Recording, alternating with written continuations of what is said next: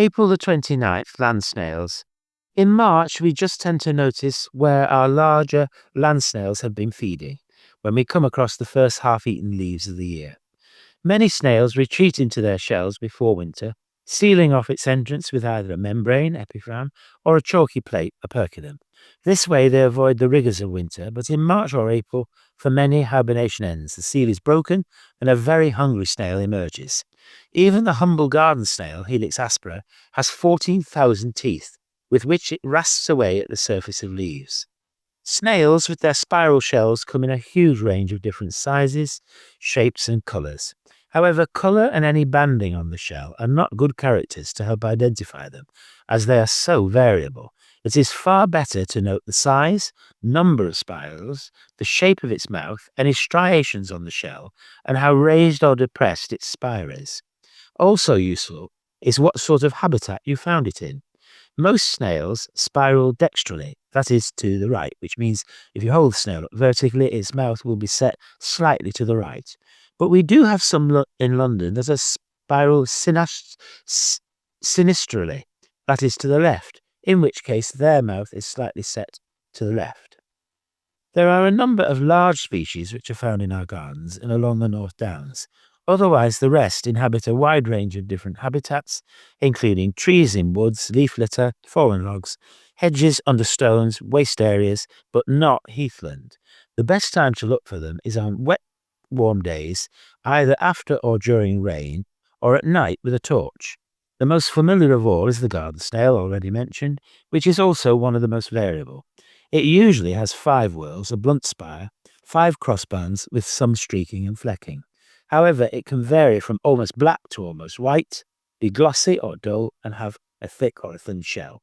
The problem for gardeners is that they lay 100 eggs at a time, live for up to 5 years, and if one is thrown into the next door garden, it will probably return in less than a day.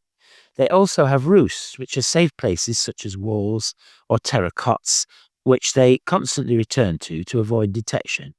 In the past, London's even ate them, calling them wallfish.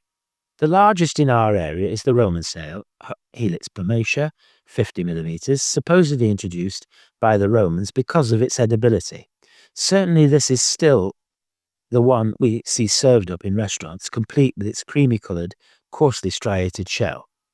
Now, thankfully protected in the wild, they can still be found beside hedgerows on chalky banks along the North Downs. In another month or so, they are sometimes found half buried, in which case they will be laying eggs. 2 other of our larger, more familiar land snails are the white-lipped snail, Sepia hortensis, and the brown-lipped snail, Sepia nemoralis. Both are about 2 centimeters wide, with the white-lipped usually being slightly smaller. They are famous for the variety of their colours and banding, of which there are more than 80 different types. The white-lipped snail is normally yellow, but the brown-lipped snail can be white, brown, yellow, or even pink. Both can have either no stripes or either 1, 2, 3, 4, or 5, although brown snails with 5 stripes are the norm. Such polymorphism has been of great interest to evolutionists who have had great difficulty in explaining what evolutionary advantage such a wide variation could give. They happen to be a favourite food of song thrushes, and their broken shells are often found around their anvils. Perhaps the birds see certain patterns better than others in different habitats. The best way to tell the 2 snails apart is just to look at their lips, that is, the edges of their apertures. But here again, there is more variation, with the white-lipped snail sometimes having brown lips, and the brown-lipped snail sometimes having red ones.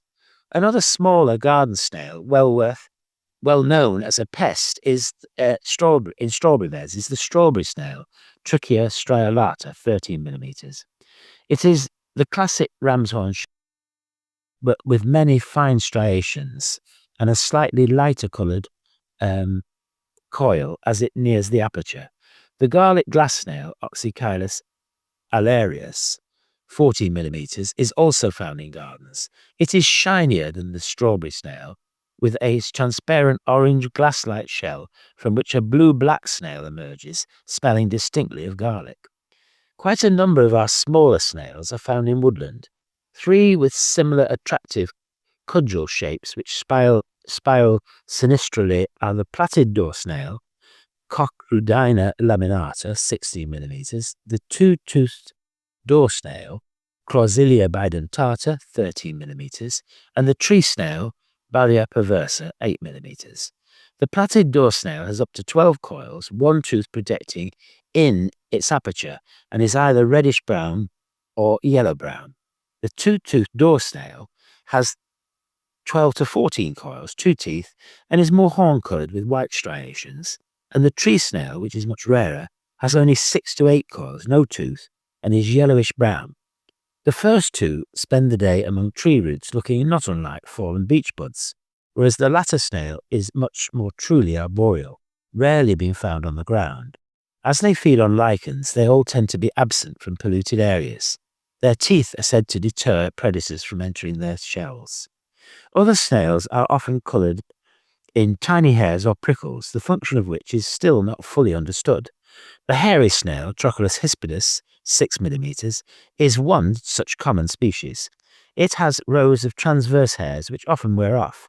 The prickly snail, Acanthinura aculeata, 2 millimeters, is another with tiny flexible spines.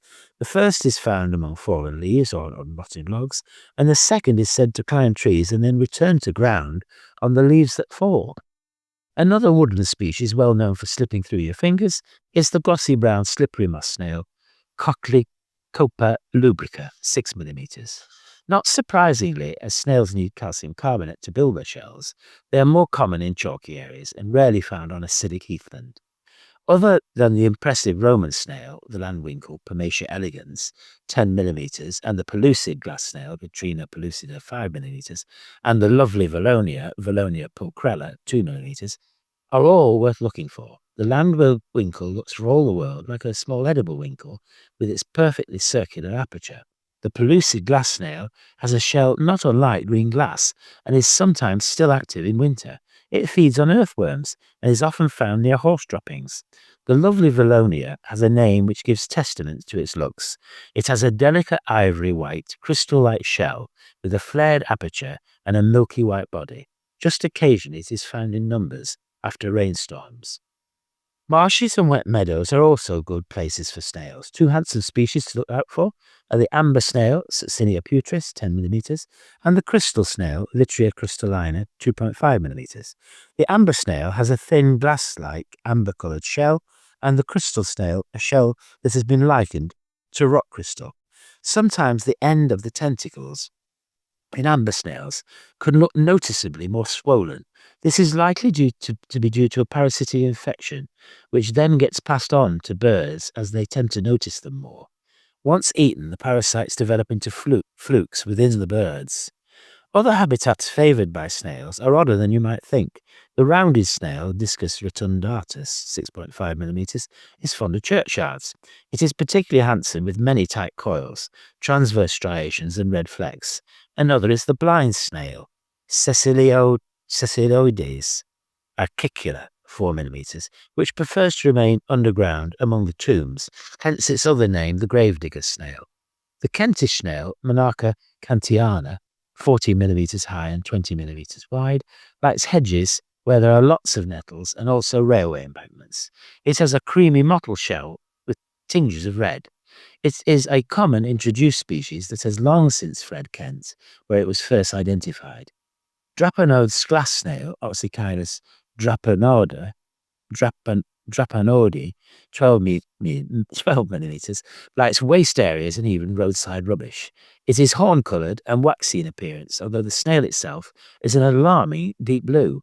Although ubiquitous, the dwarf snail, Punctum pygmaeum, is rarely found due to its tiny size. Although the classic turret shape, it is usually less than a millimeter in height, occasionally soaring to 1.5 millimeters. One last curiosity is the very attractive spindle-shaped Italian door snail, Papilifera papillaris, 10 millimeters. It is believed to have arrived in Britain on the marble balustrade imported for the Villa Borghese in Rome to Cliveden House in Berkshire, where it may still possibly be may still be adorning that balustrade. Other than Bookham Common, which boasts over 15 different land snails, Lesner's Abbey Wood is worth visiting for a chance of seeing the lens-shaped lapidary snail, Helichiogona pidica, 7 millimeters high and 17 millimeters wide, although it does like to climb high on trees. One of the best bits of the North Downs to look for snails is the remote quarry hangers SSSI near Merston.